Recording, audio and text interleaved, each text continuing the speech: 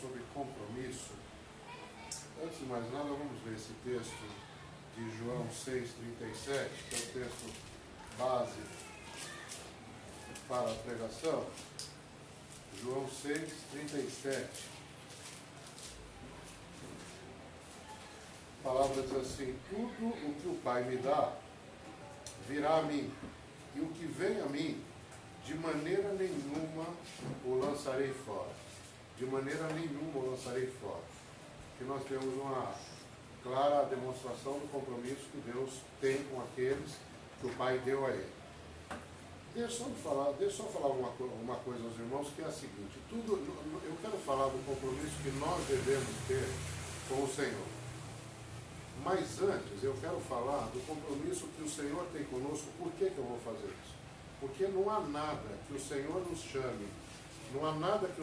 chame, a fazer que Ele não tenha feito primeiro. A palavra lá em 1 João diz assim: nós o amamos porque Ele nos amou primeiro. E Paulo, numa das suas cartas, ele diz assim: perdoando-vos uns aos outros, assim como Ele vos perdoou em Cristo. Quer dizer, qualquer coisa que Ele nos ordene a fazer, Ele já fez. Então, se Ele exige de nós que nós tenhamos compromisso com Ele, é porque Ele tem compromisso conosco. Nós retribuímos, vamos dizer dessa maneira, o compromisso que Ele tem conosco. Então, primeiro eu quero mostrar aos irmãos que Ele tem compromisso conosco. A palavra compromisso no dicionário está definida como uma promessa formal, comprometimento, né? Também como qualquer obrigação entre duas ou mais partes em controvérsia. Controvérsia aqui eu diria em inimizade, né? Em inimizade. E Romanos 5,10 e Isaías 63,10 falam da inimizade entre nós e o Senhor, né? Meus irmãos, eu quero começar dizendo o seguinte: o fato de ter havido criação demonstra o compromisso que Deus tinha com essa mesma criação. Por quê? Porque a criação, irmãos, não pode funcionar a parte daquele que a tinha criado. Tem alguns versículos, por exemplo, o Hebreus 1,3. Hebreus 1,3 diz assim: o qual, Jesus Cristo, né, sendo o resplendor da sua glória e a expressa imagem da sua pessoa, e sustentando todas as coisas pela palavra do seu poder, havendo feito por si mesmo a purificação, etc, etc. Mas quer dizer, Ele sustenta todas as coisas pelo poder dele. E em Colossenses, irmãos, capítulo 1, verso 17, a palavra diz assim: Ele é antes de todas as coisas, e todas as coisas subsistem por Ele. E Deus sabia disso, provavelmente, quando criou todas as coisas. Então, quando Ele criou, Ele assumiu um compromisso por ter criado. E Ele até hoje tem sustentado. A criação até hoje está aí, Ele tem sustentado. Ele é a própria vida, né?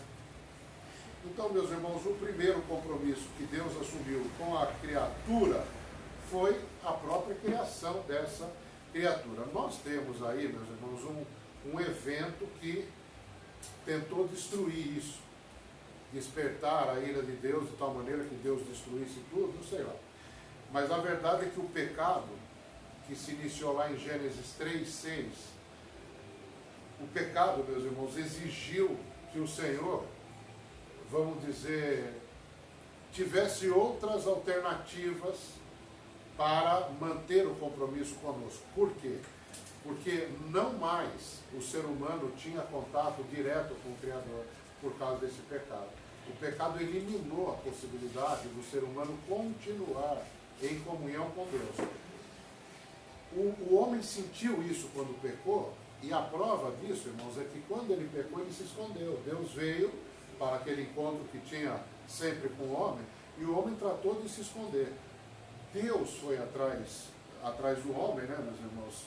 Como está lá em Gênesis 3:21. Em Gênesis 3:21, a palavra fala que Ele cobriu o homem com um vestido de peles de animais, animais que ele mesmo, o Senhor, havia sacrificado, prefigurando o sacrifício do próprio Filho, Jesus Cristo, que um dia seria o sacrifício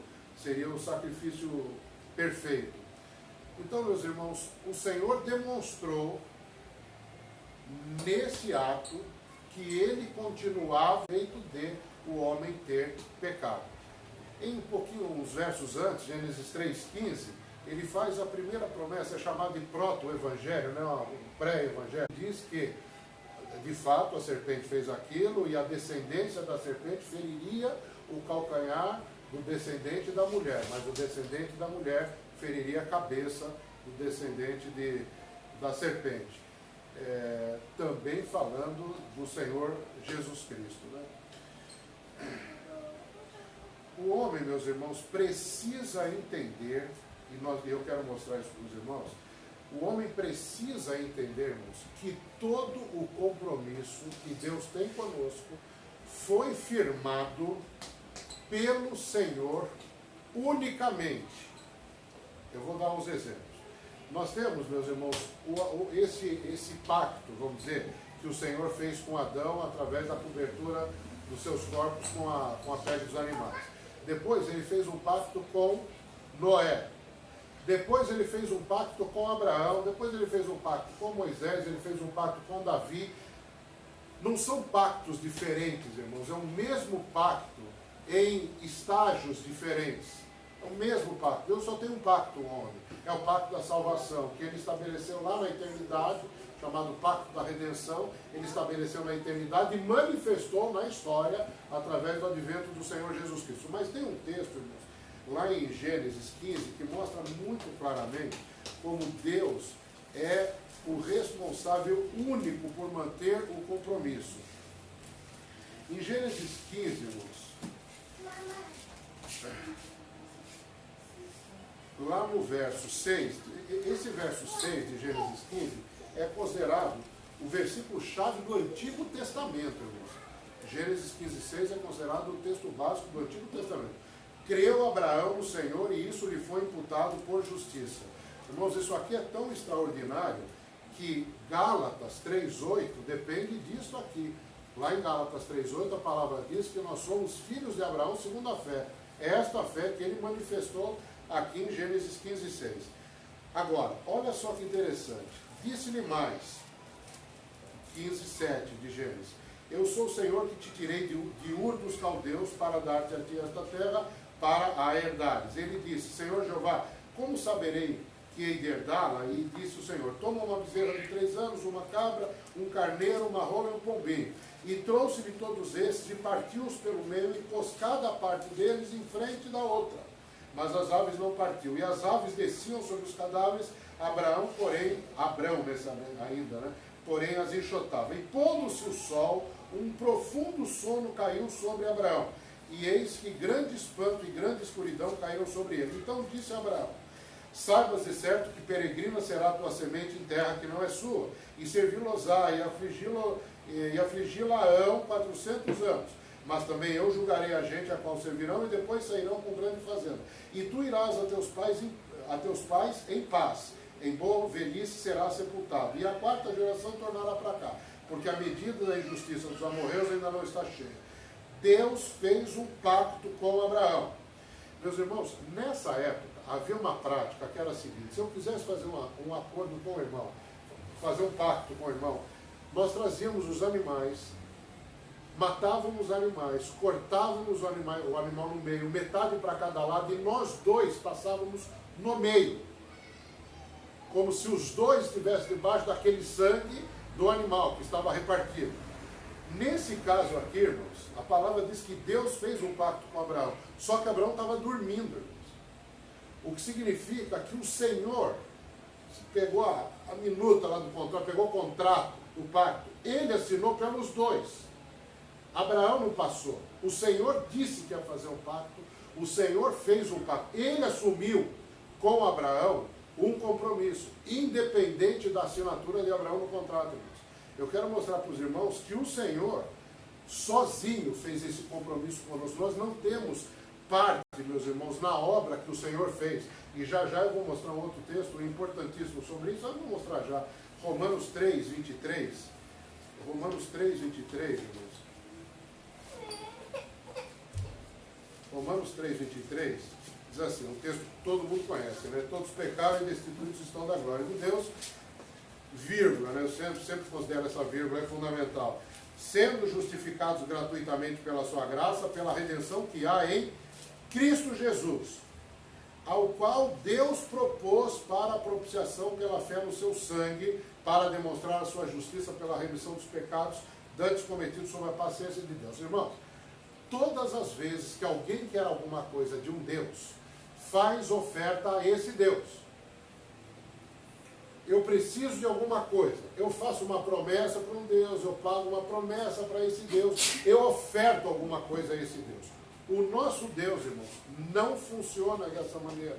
Nós não oferecemos alguma coisa a Ele para que Ele firmasse esse compromisso conosco. Aqui está escrito, irmãos, que Jesus Cristo foi dado como propiciação pela fé no seu sangue. Significa o seguinte: de quem é a dívida? Nossa. Quem é o credor? Deus. Vou dar um exemplo aqui, fazer uma simulação, para dar uma ilustração para facilitar. Vamos dizer que o Osiel me deva R$20. Ele não tem como pagar. O Osiel não tem como pagar. O que eu faço? Eu dou R$20 na mão do Osiel. Quanto é que você me deve, Osiel? Vintão. Você tem vintão na mão? Tem, então me paga. Pagou. Não me deve mais nada. Quanto foi que ele tirou do bolso dele, irmãos? Zero. Eu dei aquilo que serviu para ele me pagar. Foi isso que Jesus fez. Nós não demos nada ao Senhor.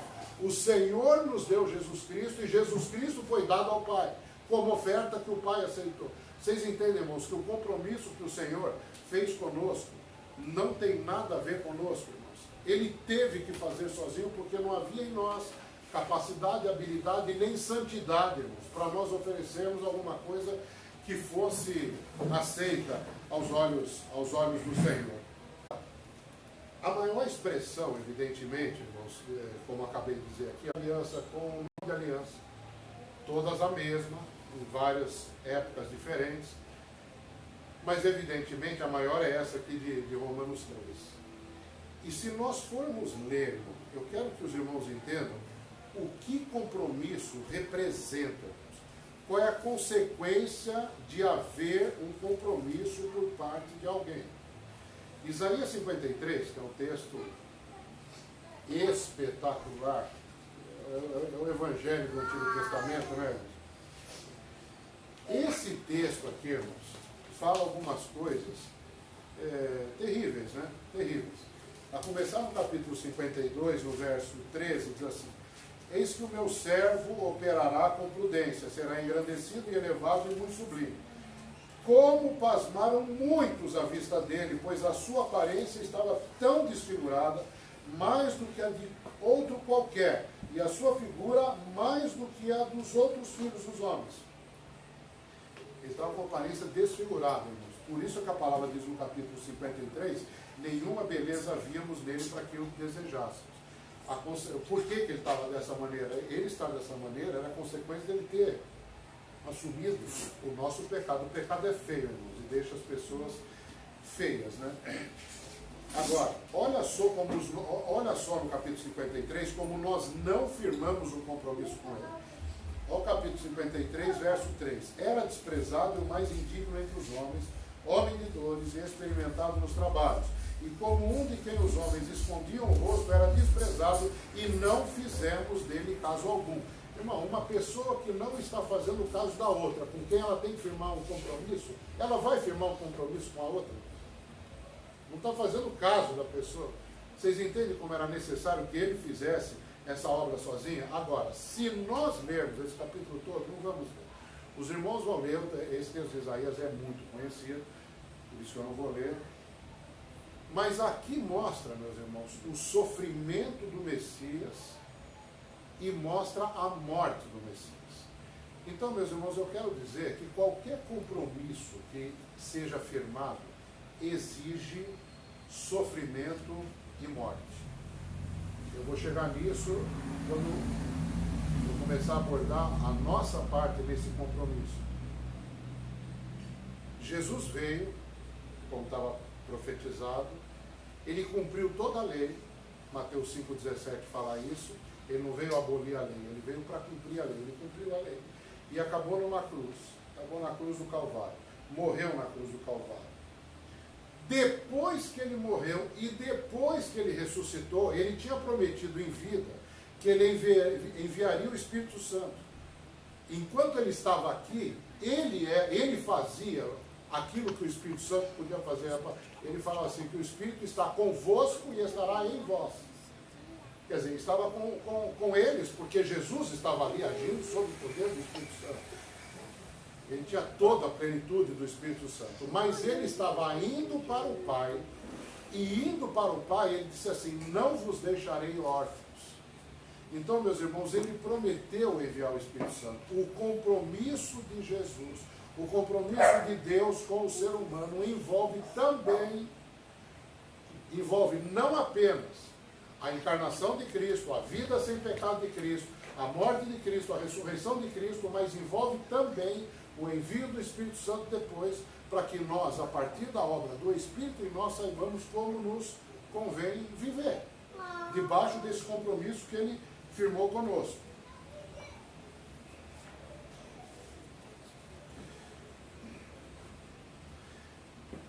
Bom, como eu já disse algumas vezes aqui, hoje, o homem não formulou o pacto que estabeleceu esse compromisso. Mas nós somos alcançados por ele, porque ele firmou esse compromisso conosco. Qual é a nossa resposta? Qual é a resposta adequada que nós podemos ter, a nossa resposta a Deus, que seja adequada por causa do compromisso que ele firmou conosco? A nossa resposta, irmãos, é arrependimento e fé. Jesus disse isso logo no início do ministério dele, arrependei-vos e crede no Evangelho. Se é que eu posso dizer que há uma parte no exercício do compromisso que compete a nós, é arrependimento e fé. Este arrependimento e essa fé, meus irmãos, nos levam a uma coisa, querem ver Atos capítulo 2? Atos capítulo 2, verso 11. Nós, através da operação do Espírito Santo de Deus, que nos convence do pecado, da justiça e do juízo, e que nos faz lembrar as coisas que Jesus disse, através disso, irmãos, nós nos maravilhamos, nos arrependemos, cremos no Senhor. E 2,11 de Atos diz assim, havia muita gente em Jerusalém, irmão, no dia que desceu o Espírito Santo. Havia judeus de todo mundo. E a palavra no livro, bom, vamos ver lá a partir do verso 9. Partos e medas, elamitas, os que habitam na Mesopotâmia, Judéia, Capadócia, Ponto, Ásia, Frígia, Panfília, Egito, partes da Líbia, junto a Cirene, depois no verso 11, cretenses e árabes, todos os temos ouvido em nossas próprias línguas falar das grandezas de Deus. Falar das grandezas de Deus. No Salmo 40, o salmista já tinha entendido esse negócio mais ou menos. No Salmo 40, no verso 5, a palavra diz assim, muitas são, Senhor meu Deus, as maravilhas que tens operado para conosco, e os teus pensamentos não se podem contar diante de ti. Eu quisera anunciá-los e manifestá-los, mas são mais do que se podem contar. Entende, meus irmãos? Quer dizer, a reação humana, quando descobre que Deus tem um compromisso com ele, quando eu descubro que Deus tem um compromisso comigo, a minha resposta razoável é arrependimento e fé, e é um maravilhamento, irmãos, que me leva a falar exatamente destas coisas que eu acabei de descobrir. As grandezas de Deus, a obra que Deus fez a meu favor. O Catecismo Maior de Westminster, meus irmãos, é um documento que foi firmado no século XVII.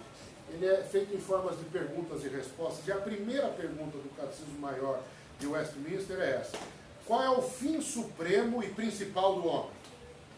A resposta é: o fim supremo e principal do homem é glorificar a Deus e gozá-lo para sempre. Lá em 1 Coríntios 10, 31, a palavra diz assim: quer comais, ou bebais, ou façais qualquer outra coisa, fazei tudo para a glória de Deus. Esse é o nosso chamado. O nosso chamado é glorificar Deus. Por quê? Porque nós descobrimos que o Senhor tem um compromisso conosco, Ele firmou um compromisso conosco, desde a eternidade Ele firmou um compromisso com Ele mesmo, que era a nosso favor, fez um monte de aliança conosco. Quando nós descobrimos isso, irmão, nós descobrimos que Deus fez um compromisso comigo. Eu sou pecador, Deus é santo, e esse Deus santo tem uma aliança comigo, que sou um pecador, meus irmãos. Então, a expressão, vejam bem, irmãos, a expressão da nossa alegria por termos sido alcançados por esse compromisso que o Senhor firmou, se chama testemunho. 1 Timóteo 3,7, 1 Timóteo 3,7, fala assim, 1 Timóteo 3,7 fala assim: convém também que tenha bom testemunho dos que estão de fora, para que não caiam em afronta e no laço do diabo. Convém que nós tenhamos um bom testemunho. O testemunho, vou repetir, é a expressão visível da alegria que nós temos no coração. Porque descobrimos, ganhamos o conhecimento de que Deus tem um compromisso com você, irmão. Isso, do ponto de vista humano, é um absurdo.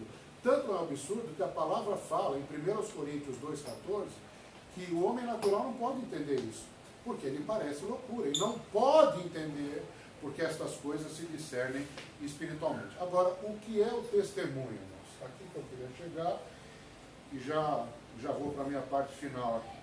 O testemunho, irmãos, não é um debate teológico. O nosso testemunho não é um debate teológico com quem quer que seja. Não é isso. O nosso testemunho é a simplicidade de palavras com demonstração do Espírito Santo de Deus. 1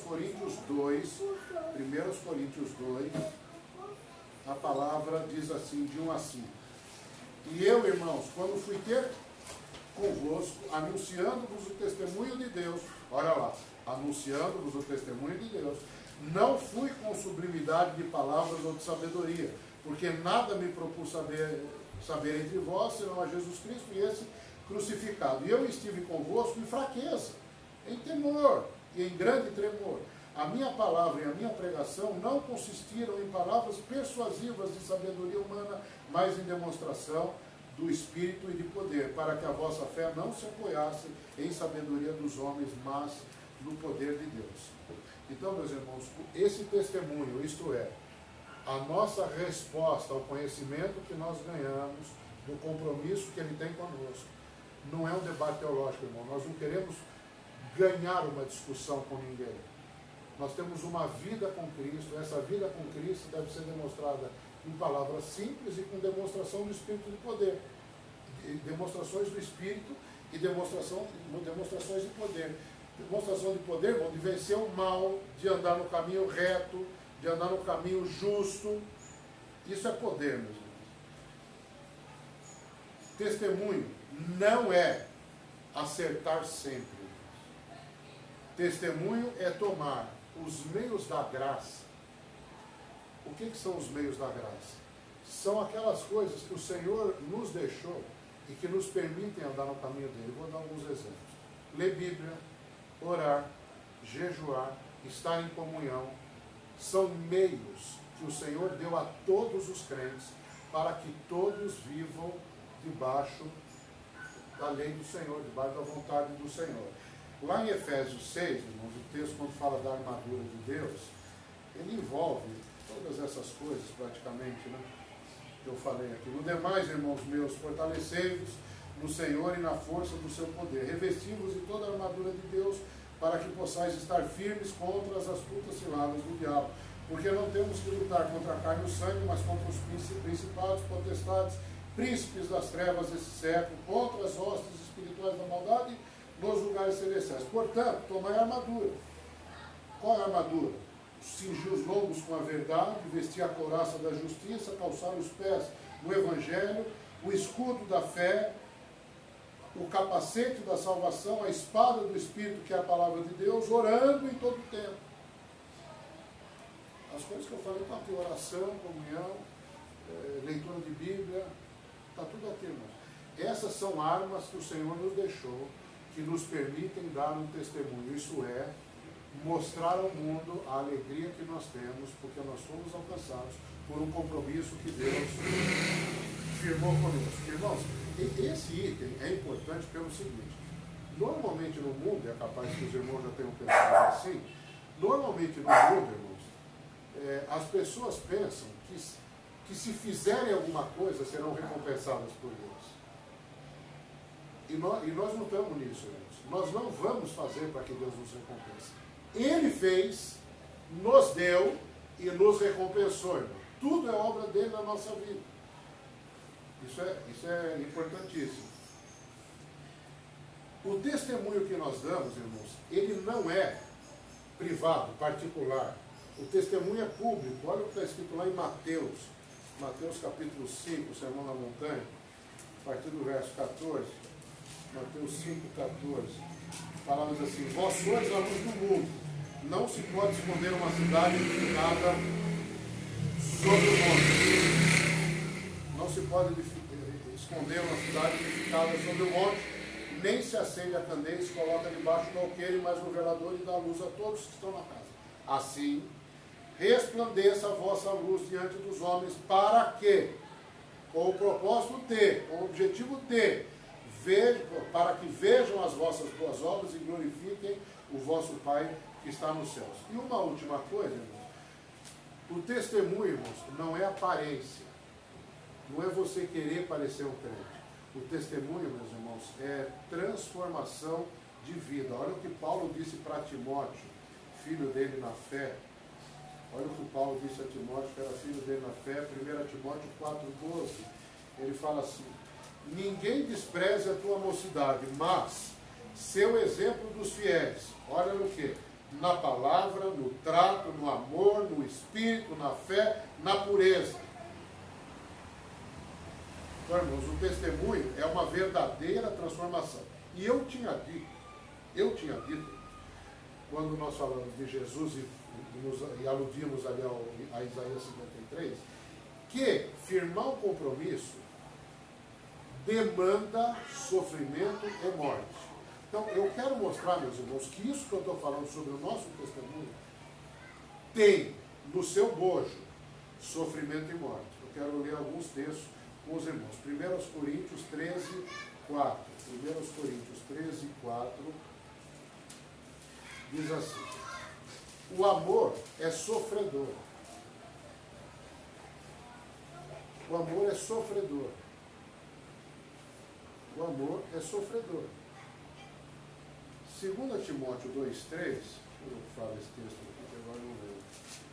2 Timóteo 2,3 diz assim: sofre, pois, comigo as aflições como bom soldado de Cristo. A palavra diz que aqueles que querem viver piamente em Cristo sofrerão perseguições. Isso é sofrimento. Agora, olha o que fala, meus irmãos, a respeito de morte.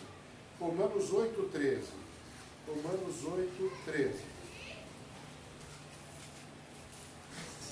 Romanos 8,13 nos diz assim: porque se viverdes segundo a carne, morrereis, mas se pelo Espírito mortificardes as obras do corpo, vivereis. 2 Coríntios 4,10. 2 Coríntios 4,10 diz assim: trazendo sempre por toda parte a mortificação do Senhor Jesus no nosso corpo, para que a vida de Jesus se manifeste também em nossos corpos. Irmãos, quando eu falo sofrimento, irmãos, eu quero dizer, alguns dizem assim, fazer uma apologia do sofrimento. Eu não estou, irmãos. O sofrimento faz parte do nosso testemunho. Nós sofremos, irmãos. Se nós não sofrêssemos por nada, nós sofreríamos se nos olhássemos no espelho. Só disso já dá motivo para sofrimento. Porque quando você olha no espelho, tem um pecador olhando para você. Você sabe que aquela pessoa que está olhando para você no espelho não faz a vontade de Deus como deveria fazer. Isso causa sofrimento. Além desse sofrimento, você tem o sofrimento de ver as pessoas sendo perdidas, sem salvação. Você já falou de Cristo, a pessoa não ouviu, isso deve causar sofrimento. E quando eu digo morte, meus irmãos, eu quero dizer que no dia que nós nos convertemos, nós tínhamos 10 mil coisas erradas na nossa vida. A mortificação significa você matar essas coisas que estavam erradas, uma a uma. Se você está convertido há 10 anos, seria bom que você não tivesse mais 10 mil coisas erradas na sua vida, tivesse menos agora. Mesmo porque a obra do Senhor é de nós irmos mais e mais nos parecendo com Cristo. Nós somos predestinados para sermos conformes à imagem do Senhor Jesus Cristo, Romanos 8:29, que eu cito aqui todo culto praticamente. Eu adoro esse versículo. Então, meus irmãos, o fato de nós sermos chamados para parecermos com Cristo tem que nos levar à morte da nossa carne. Tudo isso aqui vale a pena, irmãos? Vale a pena tudo isso? Vamos ver 2 Timóteo 2,12. 2 Timóteo 2,12 diz assim: se sofrermos, também com ele reinaremos. Vale a pena isso, irmãos? Apocalipse 21. Apocalipse 21. Apocalipse 21 diz assim: vi um novo céu e uma nova terra, porque já o primeiro céu e a primeira terra passaram, e o mar já não existe. E eu, João, vi a santa cidade, a nova Jerusalém, que de Deus descia do céu, adereçada como uma esposa ataviada para o seu marido. E ouvi uma grande voz do céu que dizia: eis aqui o tabernáculo de Deus com os homens, pois com eles habitará, e eles serão o seu povo, e o mesmo Deus estará com eles, e será o seu Deus. E Deus limpará dos seus olhos toda lágrima, e não haverá mais morte, nem pranto, nem clamor, nem dor, porque já as primeiras coisas são passadas. Vale a pena, irmãos? 22, Apocalipse 22, 3, fala assim: e nunca mais haverá maldição contra alguém, e nela, na Nova Jerusalém, estará o trono de Deus e do Cordeiro, e os seus servos o servirão, e verão o seu rosto, e na sua testa estará o seu nome. Irmãos, o Senhor fez um compromisso conosco. Nós não participamos da formulação desse compromisso, mas nós ficamos sabendo dele. Nós ficamos sabendo que o Senhor nos envolveu no compromisso que Ele fez. A nossa resposta é um testemunho que demonstre às outras pessoas que nós estamos debaixo de uma aliança, debaixo de um compromisso com Ele. É necessário que a nossa vida demonstre que nós temos um compromisso com Ele, porque Ele assumiu esse compromisso conosco, Ele nos quer nesse compromisso. E aí, meus irmãos, nós vamos fechar lendo de novo o texto do começo, que é João capítulo 6, verso 37, que diz respeito à nossa total segurança com relação a essas coisas todas que foram faladas aqui. Tudo que o Pai me dá virá a mim, e o que vem a mim de maneira nenhuma eu lançarei fora. Irmão, você não precisa ter medo, ter temor, ter pavor, achar que a coisa não vai dar certo, porque quem fez o compromisso e quem faz essa promessa é o Senhor. Ele vai nos guardar. A nós compete testemunharmos convenientemente de que nós estamos debaixo desta palavra dele. Nós fomos dados a Jesus pelo Pai. O Pai nos pegou e nos deu na mão do Senhor Jesus. E o Senhor Jesus falou: pode deixar na minha mão, porque eles não vão se perder, eles são meus, eu vou guardá-los até o final. Nós não precisamos nos preocupar em manter o compromisso. A nossa preocupação é dar testemunho do compromisso. O compromisso está firmado por Ele, não vai cair de jeito nenhum. A nossa responsabilidade é darmos o testemunho a respeito da nossa participação nesse compromisso, nessa aliança que Ele fez conosco. O Senhor nos abençoe, irmãos, e nos faça fiéis a Ele em tudo que Ele tem colocado na nossa mão. Irmão, cada um de nós deve saber o que o Senhor colocou na sua própria mão. Cada um de nós deve saber. Eu tenho que saber o que Deus colocou na minha mão, cada um dos irmãos tem que saber o que Deus colocou na sua mão. Esta coisa você precisa buscar, meus irmãos, porque a palavra diz, Efésios 2,10, que ele fala: somos feitura sua, criados em Cristo Jesus para as boas obras, as quais Deus preparou para que andássemos nelas. O Senhor te chamou para andar em algumas obras, que Jesus já realizou. Chamou o Evandro para andar em umas determinadas obras, Osiel em outras. arroz em outras, mas todas essas foram realizadas por Cristo. Nós não vamos inventar obra nenhuma, mas é bom que cada um saiba quais são as obras que nós precisamos fazer e que foram obras feitas por Jesus e que são perfeitas e que serão nosso testemunho no mundo. Senhor, o Senhor nos abençoe, Senhor, para sermos boas testemunhas de Cristo. Lá em Apocalipse fala que nós somos testemunhas de Cristo. Há testemunhas, ó Deus, de todos os deuses, mas nós somos testemunhas do único Deus verdadeiro, Deus vivo, real e eterno. Então, Senhor, faze pela tua muita misericórdia que tens derramado sobre nós a cada manhã, diga-se de passagem.